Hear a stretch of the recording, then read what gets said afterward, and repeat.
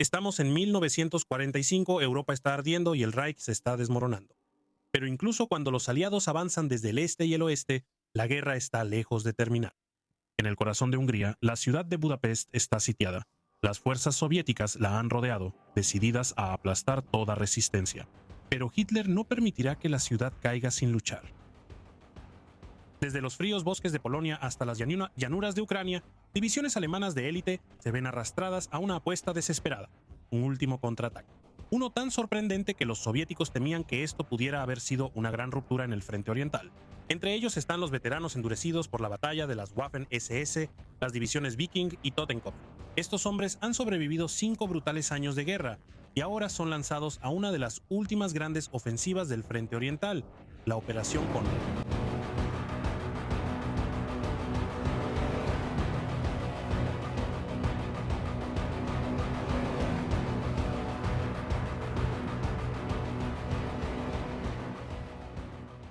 En inferioridad numérica, con pocos hombres y rodeados por la abrumadora fuerza soviética, lo que sigue es un choque salvaje de blindados e infantería librado entre colinas heladas y pueblos destrozados. Las fuerzas alemanas, contra todo pronóstico, asestan golpe tras golpe, logrando impresionantes victorias tácticas.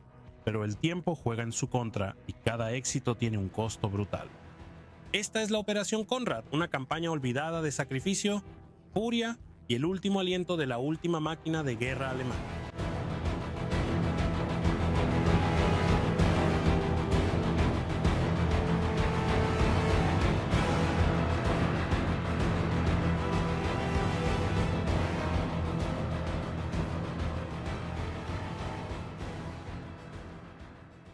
A pesar de que muchos relatos posteriores a la guerra sugieren lo contrario, la Operación Konrad no comenzó el 1 de enero de 1945. En realidad, comenzó el día anterior, cuando el tercer cuerpo Panzer del grupo de cuerpos Breit lanzó un ataque de distracción hacia el pueblo de Ossi. Ossi, ubicado a solo 8 kilómetros al sureste del crucial cruce de caminos de Bar-Palota, ya había visto combates intensos desde el 29 de diciembre. Allí, la primera división Panzer del general mayor Tunat y la 20ª División de Infantería Húngara habían estado enfrascadas en combate con el 21 Cuerpo de Fusileros de la Guardia Soviético por el control de la zona. Mantener Ossi era vital, ya que protegía la gran refinería de petróleo en Petfordo, ubicada a solo 6 kilómetros al oeste, la cual, de manera sorprendente, seguía produciendo combustible a pesar de los combates cercanos. El primer ataque a Ossi por parte de un grupo de batalla blindado de la primera División Panzer comenzó a las 3 de la tarde del 31 de diciembre. A pesar del apoyo de la Cuarta Flota Aérea de la Luftwaffe, con 100 salidas realizadas por los cazabombarderos FW-190 del primer escuadrón húngaro y los famosos bombarderos en picada Stuka del coronel Rudolf del Schlachtgeschwader II, el asalto fracasó. Los hombres de Tunat perdieron 6 tanques y cañones de asalto de un total de 55 vehículos y solo lograron destruir 4 cañones de asalto soviéticos, Su-76, mientras causaban alrededor de 200 bajas a la 69 División de Fusileros de la Guardia. Más tarde esa noche, Tunat lanzó un segundo ataque más fuerte. Esta fuerza incluía al Kampfgruppe Ilias del regimiento Panzer, uno con más de 36 tanques y cañones de asalto, al Kampfgruppe Huppert del regimiento Panzergrenadier, 113 artillería del primer batallón, del regimiento de artillería Panzer 73 y 5 cazatanques Hetzer del escuadrón de caballería SS Sparwasser. Después de un breve bombardeo de artillería de 10 minutos que marcó el inicio del año nuevo, el asalto comenzó a las 11:45 p.m. Después de intensos combates, finalmente capturaron Ossi a las 4:30 am del 1 de enero. Más bajas alemanas fueron causadas por minas terrestres que por fuego enemigo, lo que obligó a los ingenieros de combate a despejar caminos bajo la cobertura de la oscuridad. Después de asegurar Ossi, los blindados, excepto los Hetzers, se retiraron a Bar-Polota, mientras que los Panzergrenadier, incluyendo a las tropas de las SS bajo el mando del Untersturmführer Heinrich Sparwasser, ocuparon el pueblo y las colinas cubiertas de viñedos al sur. Allí se prepararon para el inevitable contraataque soviético.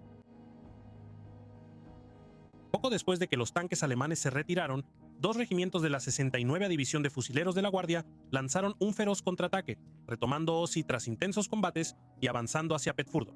Sin embargo, los soviéticos fueron rechazados antes de llegar a la refinería o a la principal línea de defensa alemana en Berida. Aunque perdieron Ossi, los alemanes lograron mantener la vital zona elevada al sur del pueblo, atrincherándose en los viñedos para repeler nuevos asaltos. Aunque los ataques del 31 de diciembre y el 1 de enero no lograron un éxito completo, sí cumplieron su objetivo principal, distraer al general soviético Zagarov del Cuarto Ejército de Guardias. El cuartel general de Sájarov, a solo 30 kilómetros de distancia en Stuhlweisenberg, centró su atención en este sector, aliviando temporalmente la presión en otros lugares. Gracias a estos esfuerzos, la línea del frente se alejó unos kilómetros más de la vital refinería de petróleo, que continuó operando. Mientras tanto, a 25 kilómetros al noroeste de Stuhlwiesenburg, el quinto cuerpo de caballería de la guardia del teniente general Gorshkov continuó su avance para tomar la ciudad de Mur. Mur controlaba el acceso a través del valle del río Sarves y el bosque de Baikoni, ofreciendo un camino hacia las llanuras abiertas que conducen al valle del Danubio. Si Gorshkov hubiera tenido éxito, podría haber desbordado la próxima ofensiva de Gila antes de que siquiera comenzara. El 1 de enero, a pesar de los intensos asaltos, las fuerzas soviéticas no lograron romper las líneas defendidas por la 23ª División, Panzer y la 4ª Brigada de Caballería, reforzadas por 5 poderosos tanques, Tigre Real del batallón pesado Panzer 503. Varios ataques, especialmente alrededor de la zona de Cholcaco, fueron repelidos con grandes pérdidas soviéticas. Gorshkov planeaba renovar el ataque al día siguiente con fuerzas frescas. Al mismo tiempo, la inteligencia soviética interpretó mal la situación. Zagarov creía que el contraataque alemán tenía como objetivo retomar Stuhlweisenberg. Como resultado, mantuvo sus fuerzas de reserva, incluyendo la 16ª Brigada Mecanizada y la 41ª División de Fusileros de la Guardia, posicionadas en ese sector, en lugar de moverlas hacia el norte, exactamente lo que los alemanes esperaban. A pesar de saber que el cuarto cuerpo Panzer de las SS había salido de Varsovia y se había trasladado a Hungría, la inteligencia soviética aún no había determinado su ubicación exacta. Un resumen de inteligencia del Cuarto Ejército de la Guardia emitido en la noche del 1 de enero mostró cuán exitosa había sido la maniobra de engaño alemán. Decía, cito, «El enemigo se esfuerza por mantener sus posiciones actuales con todas sus fuerzas. En algunos sectores, el adversario está llevando a cabo ataques locales para mejorar sus posiciones». Con las condiciones ahora favorables, el cuarto cuerpo Panzer de las SS estaba listo para lanzar su verdadera ofensiva. En otros lugares, las fuerzas del general Bauk informaron de más actividad. El 57º cuerpo Panzer de Kirchner observó a ingenieros soviéticos intentando construir un puente de pontones sobre el gran río al sur de Kiksind, lo cual fue interrumpido por la artillería. Una compañía de reconocimiento soviética también fue rechazada cerca de Kamar Giamad. En el flanco izquierdo, el grupo de división von Rinterlen informó de un pequeño cruce soviético del río cerca de Garam Mikola, pero ya se estaban llevando a cabo contraataques para restablecer la posición. Dentro de Budapest, la situación se volvió más desesperada. Los informes del 9º Cuerpo de Montaña SS indicaban ataques soviéticos contra las cabezas de Puente Occidental y Oriental, respaldados por intensos bombardeos de artillería. En algunas zonas, las fuerzas soviéticas penetraron profundamente en las defensas alemanas, solo para ser rechazadas por feroces contraataques. Los suministros lanzados por aire eran insuficientes para cubrir las necesidades de los defensores, quienes sufrían escasez de comida, combustible y municiones. Mientras tanto, para los hombres del cuarto cuerpo Panzer de las SS, muchos aún recuperándose de las celebraciones de Año Nuevo, el 1 de enero lo pasaron desplazándose hacia sus posiciones finales. El clima ayudó. La niebla a ras de suelo, la nevada y la cubierta de nubes ocultaron sus movimientos del reconocimiento soviético. Las temperaturas se mantuvieron ligeramente por encima del punto de congelación, lo que permitió que los caminos embarrados siguieran siendo transitables. Los trenes continuaron entregando hombres, vehículos y suministros a los centros ferroviarios en Rab, Axe y Komor. Se tendieron cables de campo para conectar el cuartel general del cuerpo con los puestos de mando de las divisiones. Los planes de artillería fueron finalizados. La munición y los cohetes Nebelwerfer fueron desempacados y distribuidos a posiciones de artillería ocultas. En la orilla norte del Danubio, la 96ª División de Infantería preparó en silencio botes de asalto para una operación de cruce del río. Al caer la noche, el cielo se despejó y las temperaturas descendieron a menos 3 grados Celsius. Una luna casi llena iluminaba el paisaje congelado. A las 8 de la noche, con un ligero retraso, comenzó la primera fase de la Operación Konrad. Unidades de infantería de la 96ª División intentaron cruzar el Danubio sin apoyo de artillería. Pronto surgieron desafíos. Muchas embarcaciones estaban en malas condiciones. Los motores tenían dificultades para arrancar en el frío intenso, y los témpanos de hielo en el ancho río ponían en peligro las lanchas de asalto. El primer intento de desembarcar en la Batlán fracasó bajo intenso fuego. Sin embargo, otros grupos cruzaron con éxito cerca de Souto y Yerges Ujfalu. Después de intensos combates casa por casa, las tropas alemanas superaron a las fuerzas defensoras de la 4ª División de Fusileros de la Guardia, asegurando posiciones clave. Al amanecer, las cabezas de puente alemanas estaban firmemente establecidas. Más tropas y armas pesadas fueron transportadas durante la noche. A medida que las cabezas de puente se expandían, las fuerzas alemanas comenzaron a moverse hacia la retaguardia de las divisiones soviéticas, cuarta y 80ª de fusileros de la Guardia. El mayor Cristóbal Magali y su 284 regimiento de granaderos retrasados por el transporte ferroviario iban en camino para reforzar las cabezas de puente desde la orilla sur. El primer acto de la Operación Conrad había comenzado con éxito, pero las batallas que se avecinaban serían aún más difíciles. El éxito del cruce del río por parte del coronel Harrendorf fue rápidamente registrado en el diario de guerra del Grupo de Ejércitos Sur esa misma noche. Decía simplemente: durante el cruce del Danubio por elementos de la 96ª División de Infantería no se escucharon sonidos de combate. Parece que la sorpresa fue total. El general mayor Gaitke, jefe de Estado Mayor del Grupo de Ejércitos Balk, describió la hazaña con un término antiguo, un Kabenetuk, que significa una obra maestra de precisión militar. Con el ataque de distracción de la primera división Panzer logrando también su objetivo, el escenario estaba completamente listo para el evento principal. Las puntas de lanza blindadas de las divisiones Totenkopf y Viking, junto con el grupo de división Pape, finalmente estaban listas para lanzar su asalto. A través de los campos congelados, dentro de sus tanques zumbantes y semiorugas temblorosas, miles de hombres esperaban sentados en la oscuridad, con los motores en marcha, el aliento empañando el aire y los nervios tensos como cuerdas de arco. A las 7:30 p.m., los elementos de vanguardia de las divisiones Totenkopf y Viking cruzaron su línea de partida, marcada por la cinta congelada del río Altala y el arroyo Kueltriber. En el flanco izquierdo del cuerpo, el segundo batallón del regimiento Totenkopf, al mando del Hauptsturmführer Christian Bachmann, hizo el primer movimiento. Cruzando el arroyo Kueltriber con el agua hasta la cintura y empapados hasta los huesos, los hombres de Bachmann subieron por la orilla opuesta sin ser detectados. Aprovechando la tenue luz de la luna llena y la suave cobertura de la nevada, se reagruparon rápidamente y continuaron su asalto hacia adelante. El 217 Regimiento de Fusileros soviético no esperaba un ataque desde esa dirección. En una brutal lucha cuerpo a cuerpo, los hombres de Bachmann arrollaron a sus atónitos enemigos. Las bayonetas brillaron, las granadas destrozaron las defensas improvisadas, y los soviéticos o huyeron hacia las colinas o cayeron donde estaban. No hubo tiempo para celebrar. Bachmann empujó a sus hombres sin descanso hacia la colina 294, una elevación cubierta de nieve que dominaba los accesos al pueblo de Dunalmas. Para la medianoche, los defensores maltrechos habían sido expulsados. Sin esperar órdenes, los hombres empapados y congelados de Bachmann irrumpieron en las afueras del sur de Dunalmas, sorprendiendo por completo a las unidades traseras de la 80ª División de Fusileros de la Guardia Soviética. En cuestión de horas, el pueblo que se extendía a ambos lados de la carretera vital hacia Souto y Nierges-Uchvalu fue asegurado. Bachmann ordenó a sus hombres que se atrincheraran y se prepararan para los contraataques soviéticos, pero el verdadero mazazo apenas estaba por caer. A las 11 de la noche, la punta de lanza blindada de Totenkopf avanzó. 11 tigres reales de la 9ª compañía del 3er Regimiento Panzer iban al frente, seguidos de cerca por los Panther del 1er Batallón del Sturmbannführer Erwin Meyer-Dress. Su avance fue rápido. Con la línea del frente soviética en desorden, se unieron al batallón de Bachmann en Dunalmas a la medianoche y continuaron avanzando sin resistencia seria. Pero la suerte pronto cambió. A menos de 2 kilómetros después del pueblo, el Tiger de vanguardia, el tanque número 902, quedó fuera de combate por un cañón antitanque oculto. Otro tanque fue inutilizado poco después, perdiendo una oruga tras recibir un impacto. La columna se detuvo por completo.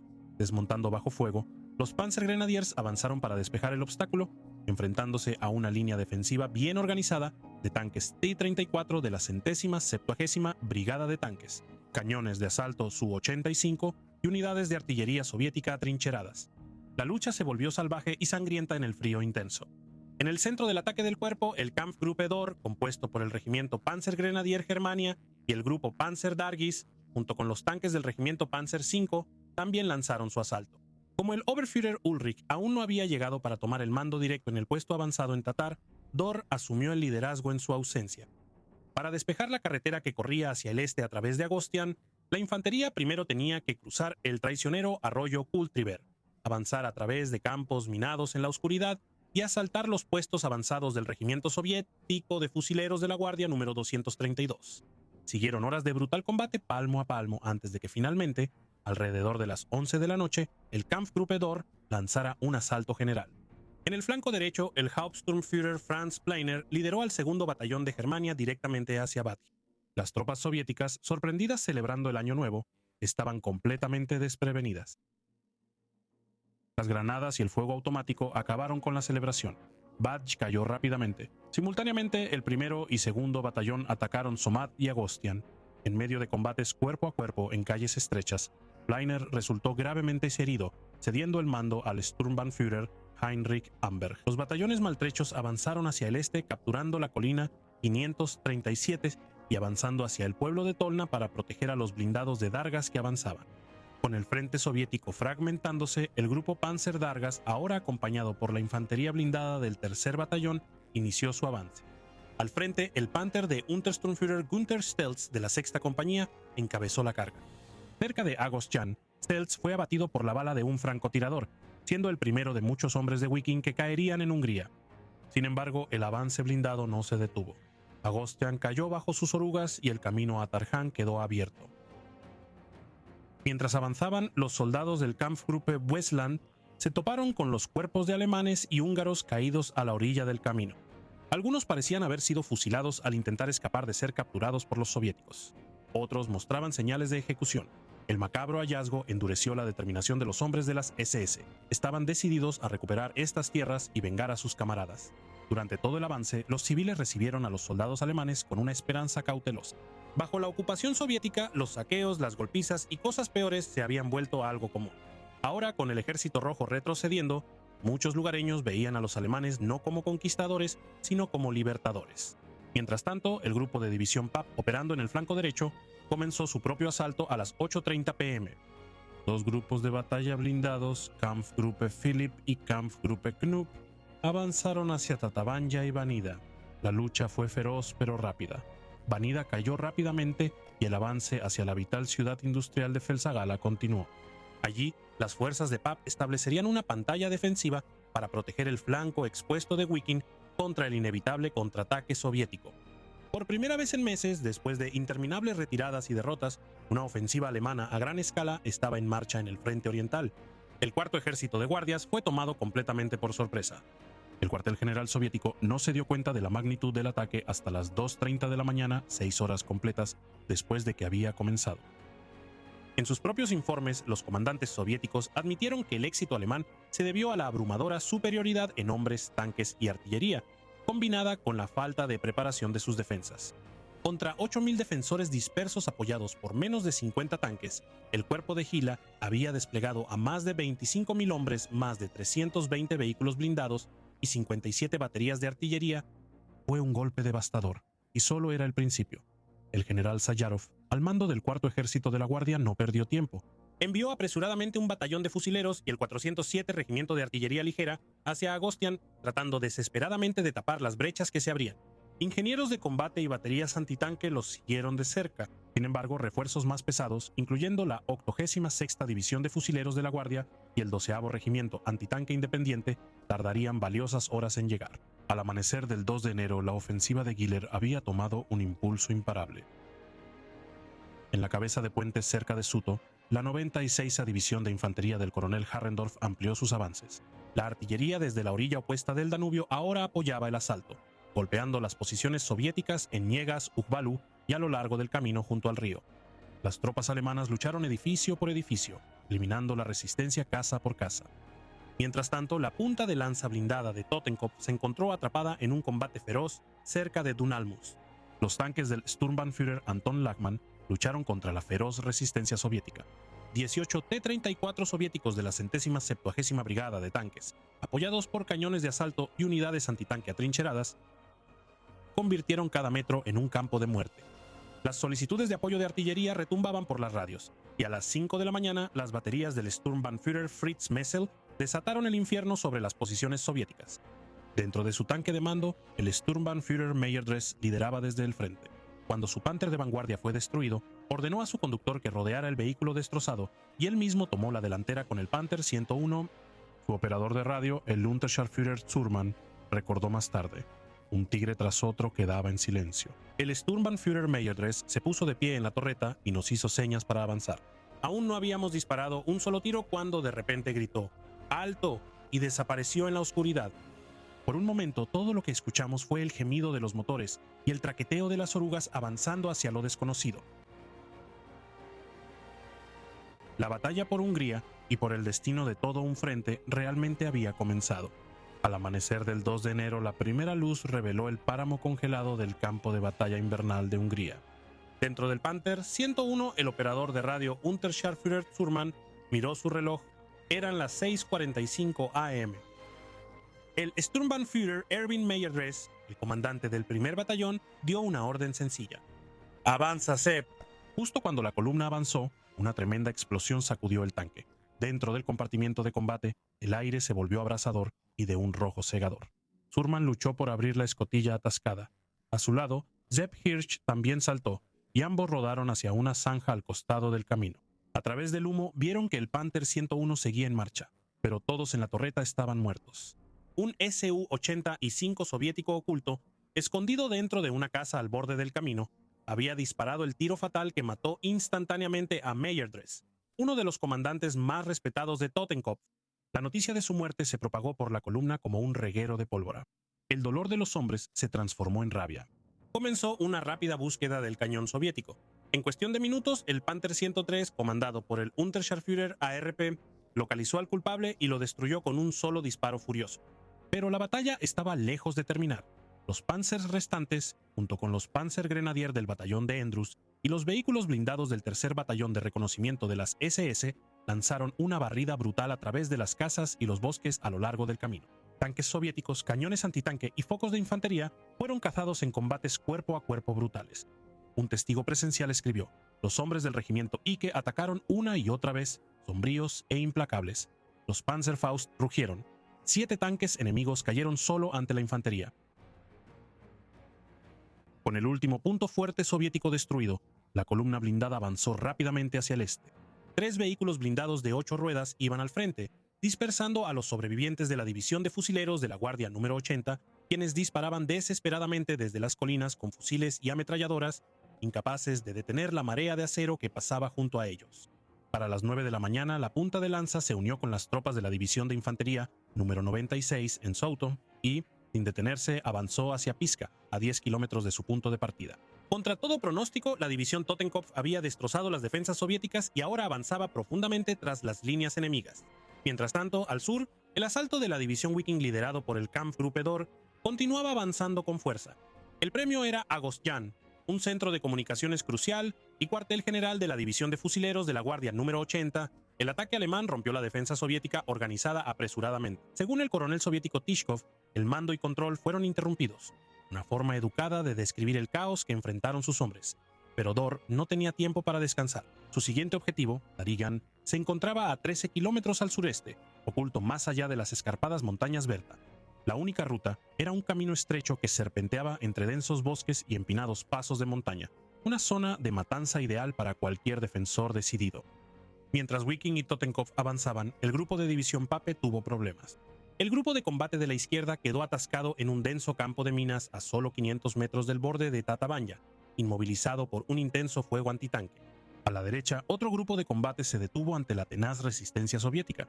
Con poca infantería disponible para limpiar casas o asaltar nidos de cañones, el ataque del grupo de división Pape se detuvo por completo. Atrapado entre las puntas de lanza de Viking y Totenkopf, el grupo de combate Bieber, una unidad improvisada formada con los restos de la 271 a división Volksgrenadier, tuvo éxito donde otros tropezaron.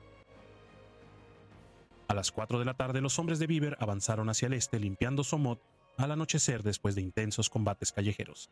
Sin embargo, la lucha del grupo de división Pape fue una advertencia sombría. Unterney y Conrad no serían un avance fácil. Las montañas densas, el terreno invernal severo y la feroz resistencia soviética consumirían tiempo y hombres antes de que se pudiera llegar a Budapest. Obergruppenführer Giller, comandando desde un cuartel avanzado a 5 kilómetros al oeste de Tata, sabía que se necesitaba una nueva acción.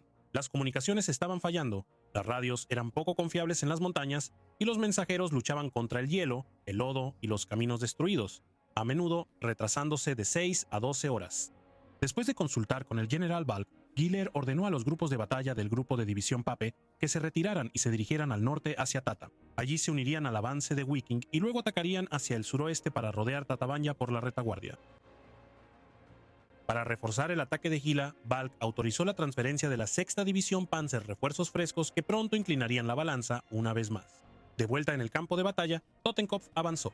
al este de Lavatlán, se enfrentaron a una fuerza de bloqueo soviética, 16 tanques T-34 atrincherados para bloquear el camino. En una feroz batalla de tanques, los 4 Tigres reales y Panthers restantes del primer batallón del regimiento Panzer III arremetieron contra el enemigo. Los blindados soviéticos ardían por los campos nevados. No se perdió ni un solo tanque alemán.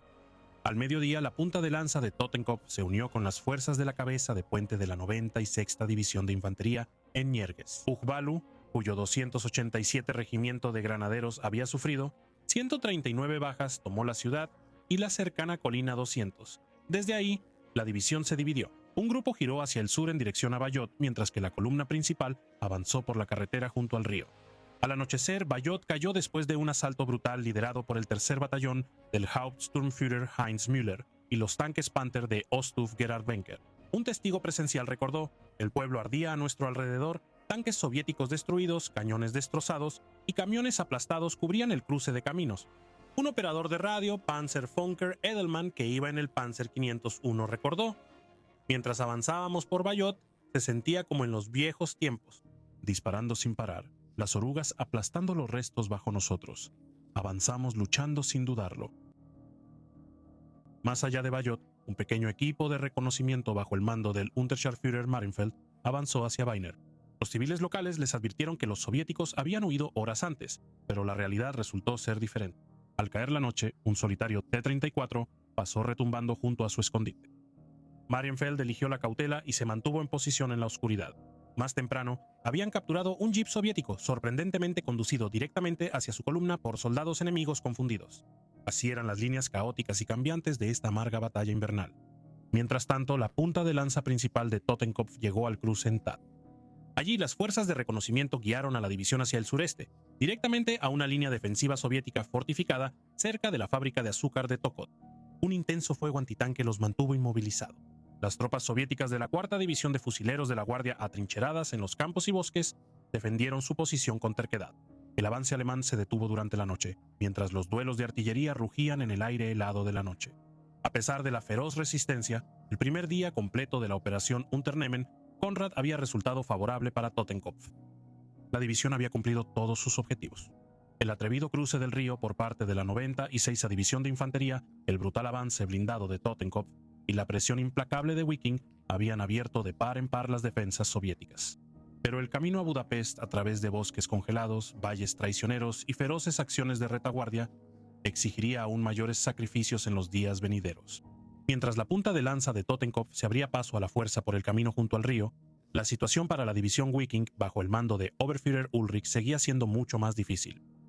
El 2 de enero todo lo que Ulrich tenía a su disposición era el grupo de combate Dor, 3 batallones de Panzergrenadier, 2 batallones de tanques a la mitad de su fuerza y un solo batallón de artillería autopropulsada. Era un marcado contraste con la fuerza blindada completa que Totenkopf había lanzado a la batalla. A la izquierda de Ulrich, el grupo de combate Bieber, reforzado con un batallón de tanques, había tomado Chomot después de intensos combates. Pero en su flanco derecho expuesto, los 2 grupos de batalla blindados del grupo de división Pape solo habían logrado avances limitados. Era una vulnerabilidad que los soviéticos pronto intentarían explotar. Después del éxito en Agostian, el grupo de combate Dor, dirigido por el Obersturmführer Karl-Heinz Lichter y su 5ª compañía, se preparó para avanzar más profundamente en los bosques hacia Tarjan. Al final de la tarde, bajo un cielo gris acero, los tanques de Lichter avanzaron con cautela por el estrecho camino del bosque. Los ingenieros, con los rifles colgados a la espalda, trabajaban furiosamente delante de la columna, despejando minas bajo la amenaza de francotiradores y fuego de artillería. Apenas 2 kilómetros después de iniciar su avance, los alemanes cayeron directamente en una trampa soviética. Una pared de cañones antitanque ocultos del 1000º Regimiento de Artillería Antitanque abrió fuego desde posiciones camufladas en los bosques al este de Agostian. La emboscada fue devastadora. Un Panther quedó fuera de combate de inmediato. Atrapado entre densos bosques a ambos lados, sin poder desplegar sus tanques en formación de combate, Lichter pidió ayuda urgentemente. Los Panzergrenadier del 3er Batallón del Regimiento Germania descendieron de sus semiorugas y se lanzaron al bosque bajo fuego de cobertura, flanqueando y eliminando las posiciones de artillería soviéticas en brutales combates cuerpo a cuerpo. Pero incluso cuando superaban un obstáculo surgía otro. Desde las empinadas laderas, la infantería soviética de la 80ª División de Fusileros de la Guardia lanzó feroces ataques, inmovilizando a la columna y ralentizando el avance hasta casi detenerlo. Lo que comenzó como un avance directo se había convertido en una lucha agotadora y desgastante. Esto se convirtió en el patrón característico de la batalla de Wiking en las montañas Huerte: avanzar, caer en una emboscada, desmontar, luchar para abrirse paso, volver a montar y avanzar de nuevo. Cada vez que avanzaban, dejaban elementos de seguridad atrás para proteger las rutas de suministro de las unidades soviéticas que habían quedado atrás. Estos grupos, a veces tan pequeños como un pelotón de fusileros, a veces batallones completos, no se conformaban con esconderse. Contraatacaban agresivamente, atacando a las columnas alemanas con una violencia repentina. El apoyo de artillería, fundamental para el éxito del asalto, se había vuelto prácticamente ineficaz. Los bosques densos, el terreno empinado y las malas comunicaciones paralizaron los esfuerzos del segundo batallón del regimiento de artillería Panzer SS número 5, comandado por el Sturmbannführer Karl-Heinz Bühler. Las solicitudes para misiones de fuego se retrasaban o nunca llegaban. A diferencia de los estadounidenses o británicos, los alemanes no contaban con aviones ligeros disponibles para servir de observadores para los artilleros. La artillería solo sería efectiva una vez que las tropas de Dor lograran salir de los bosques y alcanzaran terreno abierto más allá de Tarjan. Al anochecer del 2 de enero, después de más de 24 horas de combate, la punta de lanza blindada de Wiking había avanzado 6 kilómetros al sureste de Agostian. Se detuvieron a la vista de Tolna, exhaustos y ensangrentados. Para complicar las cosas, las tropas soviéticas habían logrado volver a ocupar Barj, un pueblo que se encontraba sobre la principal ruta de suministro de Wiking. Ulrich, recién llegado al campo de batalla, envió de inmediato el batallón de ingenieros de la división bajo el mando del Hauptsturmführer Eberhard Haider. Con sombría eficiencia, los hombres de Haider expulsaron a las tropas soviéticas del pueblo y reabrieron la carretera vital. Esa noche, el cuarto cuerpo Panzer de las SS resumió las operaciones del día en su informe diario al grupo de ejército Balk y al sexto ejército Nya. El informe decía: después de superar una fuerte resistencia enemiga, nuestras fuerzas que atacaron a través de Agostian hicieron retroceder al enemigo hasta Tolna. La limpieza de los elementos soviéticos alrededor de Somot aún está en curso. A pesar de los obstáculos, nuestras tropas ampliaron y unieron las cabezas de puente del Danubio. El camino del río ha sido despejado hasta Njerges-Uxfal. Varios contraataques soviéticos contra esa ciudad fueron repelidos. Continúan los combates por Bajot contra una fuerte resistencia enemiga. En privado, el ánimo de Gila era menos optimista. En su diario expresó su frustración porque el grupo de división Pape no había logrado cumplir sus objetivos, lo que obligó a Wiking a desviar fuerzas valiosas para cubrir su flanco derecho. Mientras tanto, los primeros trenes que transportaban a la división de infantería 711 comenzaron a llegar el 2 de enero. Sin embargo, pasarían 2 días más antes de que la división del general Leonard Reichert pudiera reunirse y avanzar hacia las montañas de Gorecki. Su tarea sería sombría: perseguir a las unidades soviéticas dispersas que quedaron atrás tras el avance blindado de Totenkopf. En otros lugares, los informes del grupo de cuerpos Breit mostraban una situación mixta.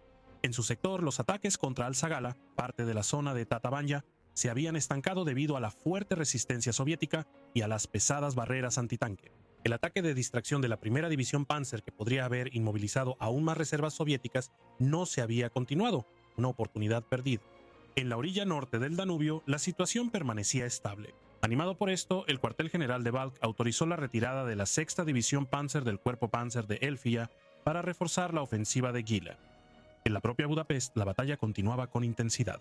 El noveno cuerpo de montaña SS reportó combates encarnizados en el sector noreste. Durante la noche, 2 tanques soviéticos T-34 fueron destruidos con armas de combate cercano. A pesar de los incesantes ataques aéreos soviéticos, oleadas de Il-2 Sturmovik, bombarderos Boston y cazas Lag-3, la guarnición se mantuvo firme. Ese día, 19 aviones de transporte Ju-52 lograron aterrizar, evacuando a 268 soldados heridos y entregando 73 toneladas de municiones y valioso combustible. Pero los suministros seguían siendo críticamente bajos. En otro lugar, un barco de suministros audaz que intentaba abrirse paso por el Danubio quedó varado detrás de las líneas enemigas. Su tripulación descargó frenéticamente los suministros en botes más pequeños bajo fuego enemigo. Solo una fracción del cargamento llegó a la guarnición atrapada. En el cuartel general del Grupo de Ejércitos Sur, el resumen de inteligencia vespertino del general Balk reflejaba tanto avances como peligros inminentes. Nuestra ofensiva al sur del Danubio está ganando terreno. El enemigo ha desplegado fuerzas del 31 Cuerpo de Fusileros de la Guardia y del 18 Cuerpo de Tanques para resistir. Esperamos contraataques de las reservas locales y posiblemente del sexto Ejército de Tanques de la Guardia, que permanece al este del Gran Río, listo para desplegarse. La inteligencia alemana temía que, una vez reconstituido, el poderoso sexto ejército de tanques de la Guardia pudiera ser lanzado contra las puntas de lanza alemanas antes de lo previsto.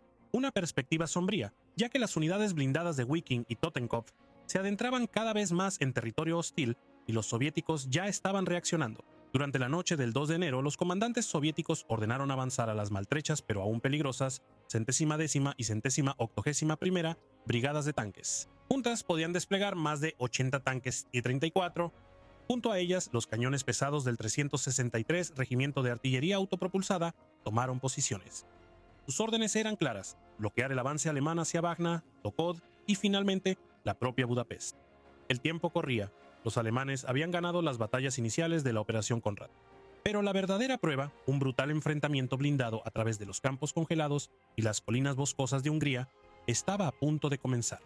Mientras el sol se ocultaba sobre los bosques congelados de Hungría el 2 de enero, la situación para la división Wiking del Oberführer Ulrich se volvía cada vez más precaria. Todo lo que Ulrich tenía a su disposición era el grupo de combate Dor, solo 3 batallones de Panzer Grenadier, 2 batallones de tanques mermados y un solo batallón de artillería autopropulsada, mucho menos que el fuerte ataque blindado que Totenkopf había desatado. A la izquierda de Ulrich, el grupo de combate Bieber, reforzado con tanques, había tomado Schomod después de intensos combates. Pero a la derecha, los 2 grupos de combate de la división Group Puppet apenas habían avanzado, dejando el flanco de Wiking peligrosamente expuesto, listo para un contraataque soviético. Por la tarde, después de los éxitos iniciales en Agos-Jan, la punta de lanza blindada del Kampfgruppe Dor, liderada por el Obersturmführer Karl-Heinz Lichter y su quinta compañía, avanzó con cautela por los estrechos caminos del bosque hacia Tarjan. Cada pocos metros, los ingenieros tenían que desmontar, desafiando el fuego de francotiradores para limpiar las minas antitanque esparcidas por el camino. Tras avanzar 2 kilómetros, ocurrió un desastre. Un muro de cañones antitanque ocultos, piezas soviéticas de 76 milímetros del 10º Regimiento de Artillería Antitanque, abrió fuego desde posiciones camufladas entre los árboles al este de Agostian. Un Panther fue alcanzado y destruido. Atrapado en el camino estrecho, sin poder maniobrar sus tanques para formar una formación de combate, Lichter pidió ayuda urgentemente. Los Panzer Grenadiers del 3er Batallón Regimiento Germania descendieron de sus semiorugas y asaltaron el bosque bajo un fuego devastador. Granadas de mano explotaron entre los árboles. Las dotaciones soviéticas de cañones lucharon salvajemente, pero los alemanes superaron la línea en un brutal combate cuerpo a cuerpo. Sin embargo, incluso cuando despejaron la línea de cañones, surgió un nuevo peligro. Desde las empinadas laderas superiores, la infantería soviética de la 80ª División de Fusileros de la Guardia lanzó un asalto repentino. Granadas y disparos de fusil llovían desde arriba. El avance se volvió lento y sangriento. Este era ahora el sombrío patrón de la batalla de Woking a través de las montañas verdes. Avanzar, caer en una emboscada, desmontar, flanquear, despejar la barricada, luego volver a montar y avanzar de nuevo. Con cada avance se tenían que dejar destacamentos de seguridad atrás para proteger la línea de suministros, debilitando aún más a las unidades principales, y los soviéticos se adaptaron. Los grupos de soldados del Ejército Rojo que fueron pasados por alto en la ruptura inicial no simplemente se sentaron a esperar. En cambio, lanzaron incursiones agresivas en la retaguardia alemana, obligando a las tropas de Wiking a defenderse constantemente y a lanzar sus propios contraataques solo para mantener los caminos abiertos. Se estaba convirtiendo en una guerra de desgaste agotadora, costosa y que consumía mucho tiempo. Peor aún, el apoyo de artillería, tan crucial para suprimir las posiciones fortificadas soviéticas, se volvió casi inútil. Los bosques densos y las colinas escarpadas hacían casi imposible que el batallón de artillería del Sturmbannführer Karl-Heinz Bühler pudiera apuntar con precisión al enemigo. No había aviones de observación sobrevolando, a diferencia de los estadounidenses o británicos, y las transmisiones de radio a menudo fallaban por completo, atrapadas en los pliegues del terreno montañoso. Fue solo cuando el Kampfgruppe Dor logró salir de las laderas boscosas que la artillería pudo volver a desempeñar un papel significativo. Sin embargo, en su diario privado, el Obergruppenführer Giller era mucho menos optimista. Se quejaba amargamente de que el fracaso del grupo de división Pape para avanzar amenazaba todo el flanco sur, obligando a la división Wiking, ya sobreextendida, a desviar fuerzas valiosas. Mientras tanto, los primeros trenes que transportaban a la división de infantería 711 habían comenzado a llegar. Pero pasarían 2 días más antes de que el Generalleutnant Reichert pudiera reunir su división y enviarla a Pastinis a las montañas de Gorexa, donde perseguirían a las tropas soviéticas que quedaron atrás durante el furioso avance de Totenkopf. En el flanco derecho de Giller, el informe del grupo de cuerpos Braid pintaba un panorama sombrío. Ante la dura resistencia enemiga y fuertes barreras antitanque, nuestro ataque en la zona de Tatabanya fue detenido. Uno no puede evitar preguntarse si la primera división Panzer hubiera continuado su ataque de distracción ese día, el cuarto ejército de guardias se habría visto obligada a retener más fuerzas, aliviando la carga de Giller. Al norte, la situación en la orilla lejana del Danubio se mantenía estable, lo que llevó al cuartel general de Balk a autorizar la retirada de la sexta división Panzer para reforzar la ofensiva, pero se estaban acumulando señales ominosas. En Budapest, el noveno cuerpo de montaña SS reportó combates intensos durante la noche. En el sector noreste, 2 tanques soviéticos T-34 fueron destruidos por infantería armada con armas de combate cercano. En otros lugares, incesantes ataques aéreos soviéticos azotaron las líneas del frente y el centro de la ciudad. Oleadas de Il-2 Sturmovix, bombarderos Boston y cazas La GG-3, a menudo escoltados por Yak-9, atacaron en grupos de hasta 15. Ese mismo día, 19 Junkers Ju-50 y 2 lograron aterrizar en Budapest, evacuando a 268 soldados heridos y trayendo municiones y combustible valiosos. Pero apenas cubría las necesidades diarias. Mientras tanto, un barco de suministros proveniente de Komarum encalló detrás de las líneas enemigas. Su tripulación desesperada comenzó a descargar frenéticamente los suministros en botes más pequeños bajo la amenaza constante de ser capturados. Solo una parte de la carga logró pasar. En el cuartel general del Grupo de Ejércitos Sur, el informe vespertino del general Baug resumió el panorama general. Al sur del Danubio, nuestra ofensiva avanza lentamente. La resistencia soviética se endurece, comprometiendo elementos del 31 Cuerpo de Fusileros de la Guardia y del 18 Cuerpo de Tanques. Anticipamos que las reservas locales serán comprometidas para frenar nuestro ataque. Los oficiales de inteligencia de Balk estaban profundamente preocupados por un peligro oculto al acecho en el este. El sexto ejército de tanques de la Guardia, todavía descansando y reconstruyéndose detrás de las líneas soviéticas al este del Gran Río, el poderoso ejército de tanques aún no se había movido. Pero el Hauptmann von Panda advirtió, una vez que termine su reconstitución, debemos esperar que sea desplegado rápidamente, ya sea para detener nuestra ofensiva o para reanudar el avance soviético hacia el oeste. La apuesta de retirar la sexta división Panzer del norte podría pronto volverse en nuestra contra. Mientras tanto, en el cuartel general soviético reinaba la confusión. Los informes del frente eran contradictorios. Se habían perdido las comunicaciones con varias unidades. ¿Era esto un ataque local alemán o una ofensiva a gran escala? Nadie lo sabía con certeza, pero el Ejército Rojo ya estaba reaccionando. Se emitieron órdenes a las maltrechas pero aún peligrosas, 110ª y 181ª brigadas de tanques y a los cañones de asalto pesado del 363 regimiento. Juntos reunieron 80 tanques T-34 operativos y 19 cañones autopropulsados Tu-122. Estas unidades fueron enviadas rápidamente al frente para bloquear los caminos hacia Weiner y Tokod, exactamente donde Totenkopf estaba atacando ahora. Simultáneamente, la 12ª División de Caballería de la Guardia, la punta del 5º Cuerpo de Caballería de la Guardia de Gorshkov, comenzó a moverse hacia el noreste en dirección a Felsagala. Increíblemente, los redespliegues defensivos de los soviéticos los colocaron directamente entre Wiking y los objetivos de Totenkopf en Vitske y Jambek. No podrían haber estado mejor posicionados, incluso si el general Sayarov hubiera conocido el plan alemán de antemano, pero la inteligencia alemana del Grupo de Ejércitos Sur no había detectado su ubicación exacta. Por ahora permanecieron ocultos, pero no por mucho tiempo. La batalla por Hungría estaba a punto de estallar en una brutal colisión de acero y fuego, y para los hombres exhaustos de Totenkopf y Wiking, los días más difíciles aún estaban por venir. Al amanecer del 3 de enero, el regimiento soviético que defendía Tarján, trasladado apresuradamente desde Pushtavam, apenas había logrado atrincherarse antes de que la punta de lanza de Wiking los aplastara. Para las 3 de la tarde, la mayor parte de Targan había caído. El grupo de combate de Dora avanzó aún más para las 4:30 de la tarde, llegando a 5 kilómetros al sureste de Tarjan, a pesar de que aviones soviéticos hostigaron la columna durante todo el día. El fuego antiaéreo mantuvo las bajas al mínimo, y para la noche, el cuartel general avanzado de la división Wiking se trasladó a Tarjan. La ayuda también estaba en camino. El SS Sturmbannführer Braun llegó para asumir como oficial de operaciones de la división y los refuerzos, incluyendo elementos del regimiento Westland y el batallón Nord de Fritz Volk. Desembarcaron en Komarum y Rab. Los Kampfgruppen blindados del grupo de división Papi siguieron el avance de Wiking, pero enfrentaron una fuerte resistencia cerca de Tatabanya.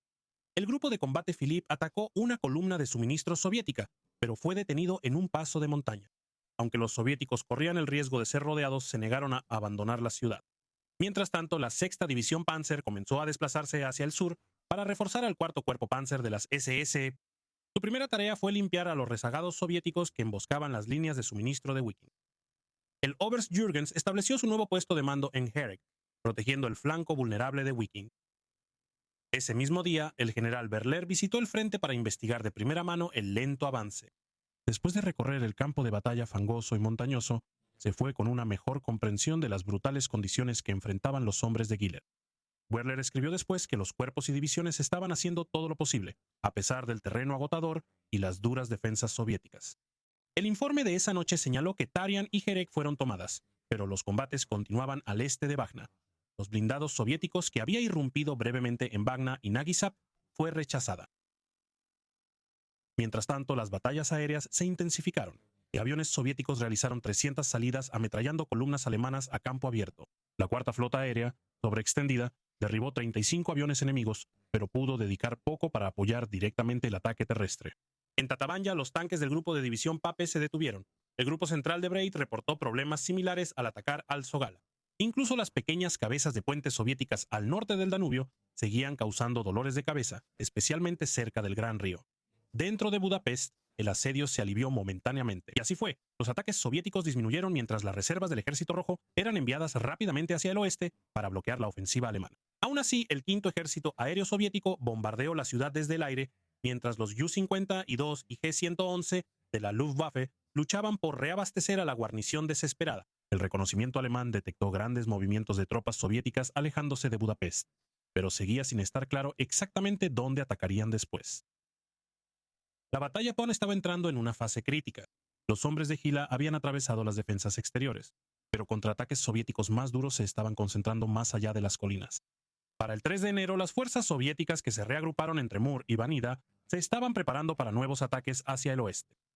La inteligencia alemana notó posibles movimientos de fuerzas mecanizadas soviéticas hacia las montañas verdes, mientras que las fuerzas enemigas al norte del Danubio se estaban reposicionando más cerca del Gran Río. A pesar de la feroz resistencia, los comandantes alemanes seguían siendo optimistas sobre el progreso de su ofensiva. A las 10:10 de la noche, los generales Wurler y Balck hablaron por teléfono de campaña. Balck expresó satisfacción con los avances del día, explicando que sus divisiones Panzer se habían adaptado al terreno montañoso y ahora avanzaban con fuerza hacia Vitske y Jambek. Se emitieron órdenes para mantener una presión constante y no perder el impulso. Esa noche, las tropas se prepararon para otro día helado. Los suministros de comida se congelaban antes de llegar al frente y los vehículos no tenían calefacción. Los soldados se abrigaban con varias capas, pero el frío era intenso. A pesar de las condiciones brutales, la ofensiva continuó avanzando. A primeras horas del 4 de enero, la 96ª División de Infantería lanzó nuevos ataques bajo las órdenes del general Boller, avanzando más allá de Uruk-Tarna y tomando Tat después de intensos combates.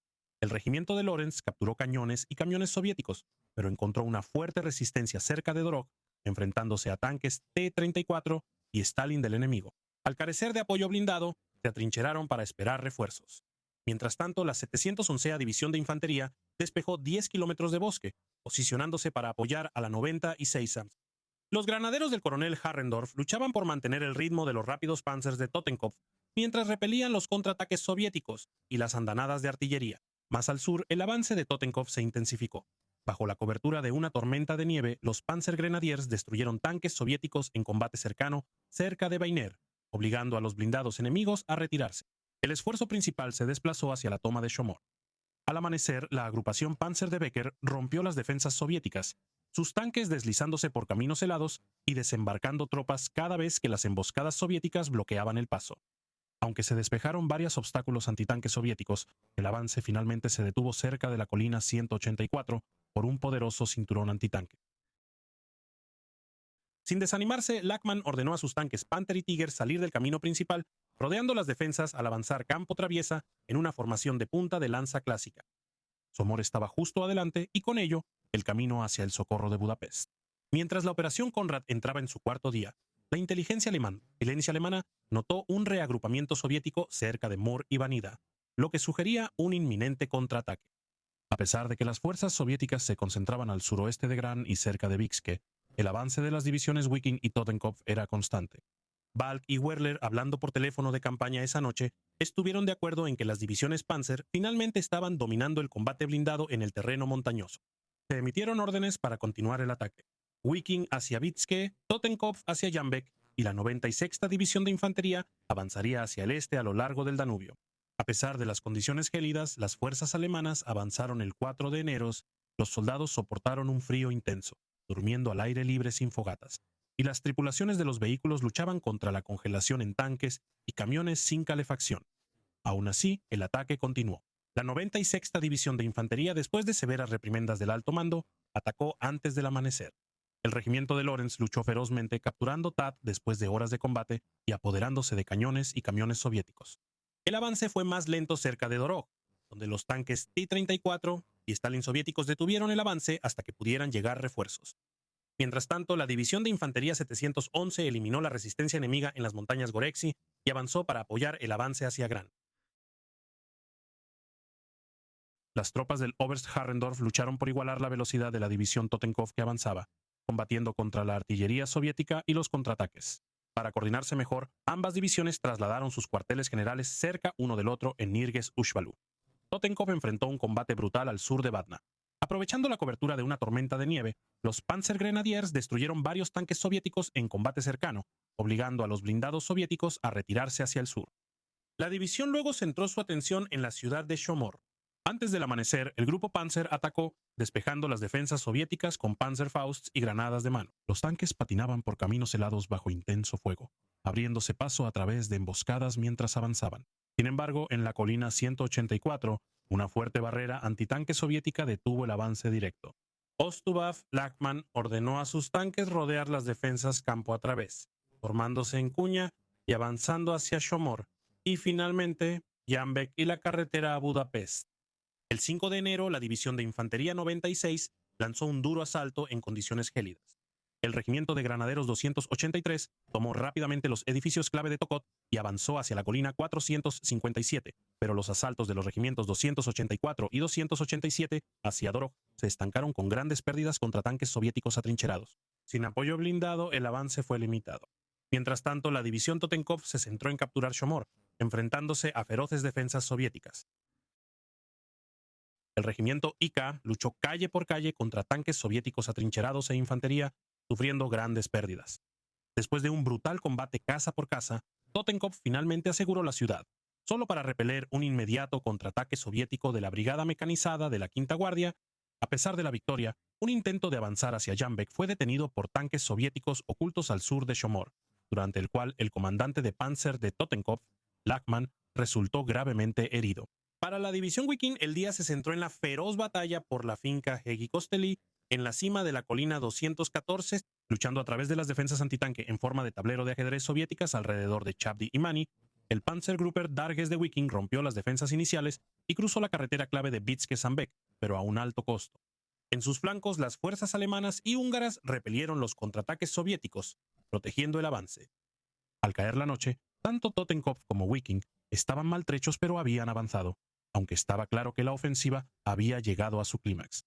Las pérdidas de hombres, tanques y fuerzas significaban que la operación Conrad no podía avanzar mucho más sin refuerzos. El 5 de enero, una densa niebla ayudó al Panzergruppe Darges a emboscar un convoy soviético cerca de Vikske, capturando 15 camiones y cañones. Pero cuando un pelotón exploró hacia Vikske, la niebla se disipó, exponiéndolos a una mortífera línea antitanque soviética, lo que les costó 2 tanques Panther. Darges se retiró a la finca fortificada de Hege Kastili en la colina 214, convirtiéndola en una defensa tipo erizo, con sus 18 tanques SPWIs y la infantería de Vogt del batallón Norge. Poco después, los tanques soviéticos atacaron, pero fueron rechazados, y a Dargis se le ordenó mantener la posición a toda costa. El Hegi Kosteli se convirtió en el escenario de un brutal asedio de una semana. Los granaderos alemanes y los tanques Panther repelieron constantes asaltos soviéticos, ataques aéreos y artillería. La lucha a menudo se convertía en un feroz combate cuerpo a cuerpo en los muros de la finca. A pesar de la escasez y las crecientes bajas, la fuerza de Darges resistió obstinadamente hasta el 12 de enero, ganándose para la finca el apodo de Fuerte de los Inquebrantables. En otros lugares, los regimientos Germania y Westland de Wiking avanzaron poco, ya que las fuerzas soviéticas inundaron la línea Vix-Quejanbek con tanques, artillería y cañones antitanque. Las bajas aumentaron y para la noche la ofensiva se detuvo por completo. Como señaló más tarde el comandante de cuerpo Giller, aunque Wiking alcanzó su línea inicial, la resistencia soviética se había vuelto demasiado fuerte y el 5 de enero marcó el clímax y el comienzo del fin de la primera fase de la Operación Conrad. La sexta división Panzer, recién asignada al cuarto cuerpo Panzer de las SS, finalmente entró en acción con 28 tanques y 10 tanques Panther. Ayudó a retomar la colina 300 después de un ataque soviético, pero Felsugala permaneció en manos soviéticas. El grupo de combate Philip, apoyado por el regimiento Westland, capturó Tukros y avanzó hacia Chavdy, destruyendo 5 tanques soviéticos. Sin embargo, Tatabanya y Felsugala seguían bloqueando el camino directo a Budapest. A pesar de los éxitos localizados, refuerzos soviéticos de cuerpos mecanizados y de fusileros empezaron a llegar en masa a la zona de batalla, incluyendo partes del sexto ejército de tanques de la Guardia al norte del Danubio.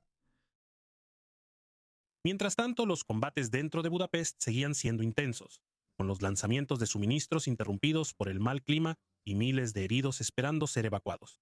Las señales de una concentración soviética al norte del Gran Río encendieron las alarmas en el alto mando alemán. Entre el 1 y el 5 de enero, las fuerzas alemanas afirmaron haber destruido 191 tanques soviéticos y 624 cañones, pero Budapest seguía estando a 21 kilómetros de distancia, una distancia que el tiempo y los refuerzos soviéticos hacían cada vez más inalcanzable. El general Guderian visitó el grupo de Ejército Sur y criticó la falta de explotación agresiva después de la ruptura inicial, lamentando la disminución de la calidad de las fuerzas alemanas en comparación con 1940. Al darse cuenta de que la oportunidad para liberar Budapest se estaba cerrando, los comandantes alemanes decidieron que la fase 2 de la Operación Conrad, restaurar la línea defensiva Margareta Stelling, comenzaría de inmediato el 7 de enero. El tercer cuerpo Panzer de Hermann Braid, con la primera y 23ª divisiones Panzer y la cuarta brigada de caballería, lideraría la ofensiva renovada. El 5 de enero, la sexta división Panzer, ahora bajo el mando del cuarto cuerpo Panzer de las SS, finalmente entró en acción con 28 tanques y 10 tanques Panther, aunque Tatabanya y Felsogala permanecían en manos soviéticas. El Kampfgruppe Philipp capturó Tukros y avanzó hacia Chavdy, pero la resistencia soviética seguía siendo feroz en todo el frente. Mientras tanto, se reportaron acciones limitadas en otros lugares, excepto en Budapest, donde el empeoramiento del suministro y los intensos ataques aéreos agravaron la crisis. La respuesta soviética a la Operación Conrad se intensificó, con varios cuerpos mecanizados y divisiones de fusileros entrando en combate. La inteligencia alemana advirtió sobre una amenaza creciente al norte del Danubio, donde el sexto ejército de tanques de la Guardia se preparaba para una ofensiva. Aunque los alemanes habían infligido grandes pérdidas, afirmando haber destruido 191 tanques soviéticos y cientos de cañones, Budapest seguía estando a 21 kilómetros de distancia y el tiempo se estaba acabando. El general Guderian visitó el grupo de Ejército Sur y criticó la falta de aprovechamiento de los éxitos iniciales, culpando a la falta de audacia y a la disminución de la calidad del liderazgo en comparación con 1940. Insistió en que se pusiera fin más rápido a la operación de Budapest para que las divisiones Panzer pudieran reforzar sectores críticos en otros lugares del frente oriental. Esa noche, los comandantes alemanes acordaron lanzar la fase 2 de la Operación Conrad, el ataque para restaurar la línea Margareta Stelling. Sin esperar a que cayeran Biske o Sambeck, el tercer cuerpo Panzer del general Braid, reforzado con 46 tanques Panther, encabezaría el nuevo avance a partir del 7 de enero. En el flanco derecho de la división Viking, la sexta división Panzer, ahora reforzada con 28 tanques cazatanques y 10 tanques Panther del regimiento de Panzer 26, finalmente entró en acción el 5 de enero. Ese día, tanto ella como el grupo de división Pape fueron transferidos formalmente al cuarto cuerpo Panzer de las SS, una medida que debió haberse tomado antes para una mejor coordinación. Mientras tanto, el grupo de combate Bieber fue reasignado al tercer cuerpo Panzer, ahora reorganizado con batallones de infantería alemanes y húngaros. Temprano esa mañana, el batallón del mayor Berman en la cima de la colina 300 cerca de Felsugala fue atacado por fuerzas soviéticas, que inicialmente fueron rechazadas, pero pronto contraatacaron y recuperaron la posición. Sin embargo, Felsugala permaneció firmemente en manos soviéticas.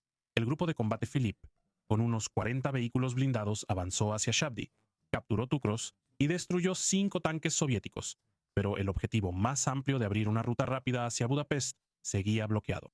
En su informe nocturno, el cuarto cuerpo Panzer de las SS resumió que la dura resistencia enemiga persistía en toda la cordillera de Birtes, aunque se habían logrado avances locales en Chabdi, Sarisab y al norte de Shomor. En otros lugares los combates fueron mínimos. El 57º Cuerpo Panzer y la Korpsgruppe Breit reportaron poca actividad, aunque las fuerzas húngaras observaron un intenso tráfico soviético moviéndose hacia el este a lo largo del lago Balatón, clara evidencia de nuevos refuerzos soviéticos. En la propia Budapest, la situación era sombría. Intensos bombardeos aéreos, fuego de artillería, lanzamientos aéreos mínimos debido al mal clima y una escasez creciente de municiones y suministros médicos. La sección de inteligencia del Sexto Ejército estaba cada vez más alarmada. Los cuerpos mecanizados y de caballería soviéticos, respaldados por 68 divisiones de fusileros, estaban resistiendo ferozmente, y se esperaba la llegada inminente de nuevas fuerzas soviéticas, incluido el Quinto Cuerpo de Tanques. Al norte del Danubio, el reagrupamiento soviético insinuaba una posible nueva ofensiva del Sexto Ejército de Tanques de la Guardia, ya sea hacia el oeste o hacia el sur cruzando el Danubio, lo que representaba una amenaza creciente para el flanco norte alemán. Aunque los alemanes habían causado daños significativos, incluyendo la destrucción de 191 tanques y cañones de asalto soviéticos, 624 piezas de artillería y la captura de 565 prisioneros, el socorro de Budapest seguía estando muy lejos de su alcance. El plan original había estimado que la ciudad ya habría sido alcanzada, pero los alemanes aún estaban a 21 kilómetros de distancia y la ventana de oportunidad para el éxito se estaba cerrando rápidamente. Esa tarde, el general Heinz Guderian, jefe del Estado Mayor General alemán, llegó para revisar la situación. Al visitar a Boller en el cuartel general del Grupo de Ejército Sur, criticó la falta de un aprovechamiento más audaz después de la ruptura inicial del 1 de enero, argumentando que si la Wehrmacht aún hubiera tenido la calidad de líderes y tropas que tenía en 1940, la Operación Konrad podría haber tenido éxito. Guderian enfatizó la necesidad de terminar rápidamente la batalla de Budapest para poder redesplegar las valiosas divisiones Panzer a Polonia, donde esperaba una ofensiva soviética masiva en la cabeza de Puente de Barano.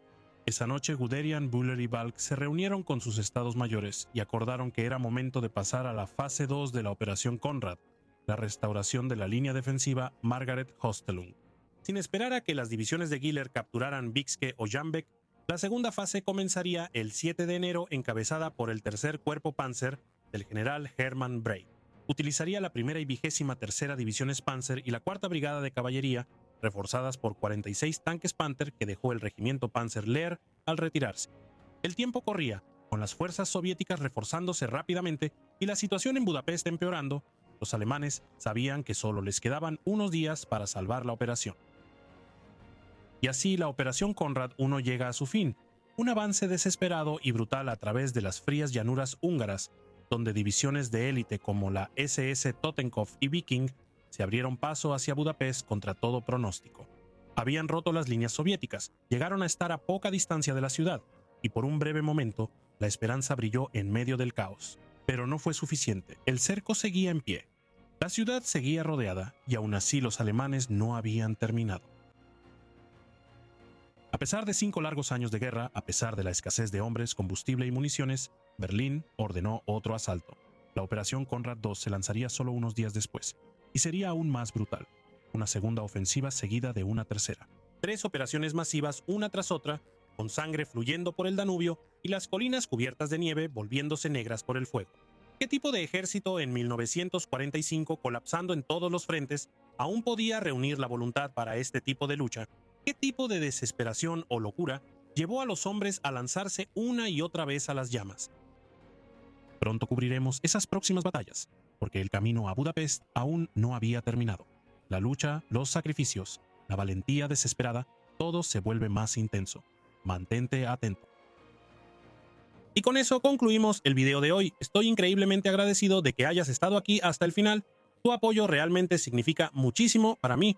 Un enorme agradecimiento a mis increíbles patrocinadores. Si te gustaría apoyar el canal o tener acceso a contenido exclusivo, los enlaces a mi Patreon e Instagram están aquí abajo. Espero que hayas aprendido algo nuevo y como siempre nos vemos en la próxima aventura. Cuídate y adiós por ahora.